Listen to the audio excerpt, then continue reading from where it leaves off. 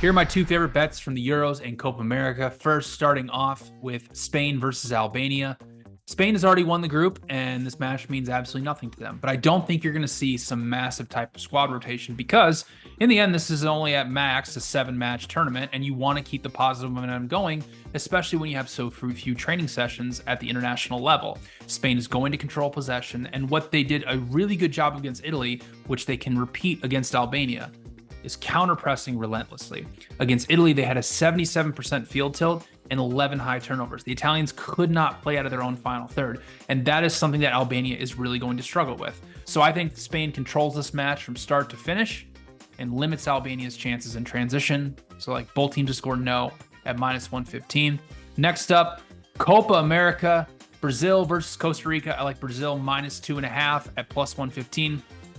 You know, Brazil had 3 straight losses in World Cup qualifying in late 2023, but I think this is one of the rare instances that you can just throw those results out the window because they were under Fernando Diniz as their manager, who is a big believer in relationism, which is very popular in South America.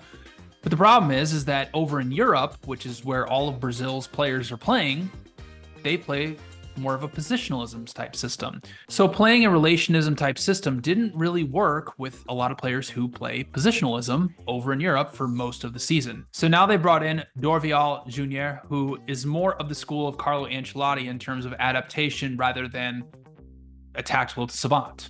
So he has his Brazil team setting up in 4-4-2, 4-4-3s, and just looking to play as direct as possible, which really works when a lot of their players are playing at Real Madrid and play in that same type of system.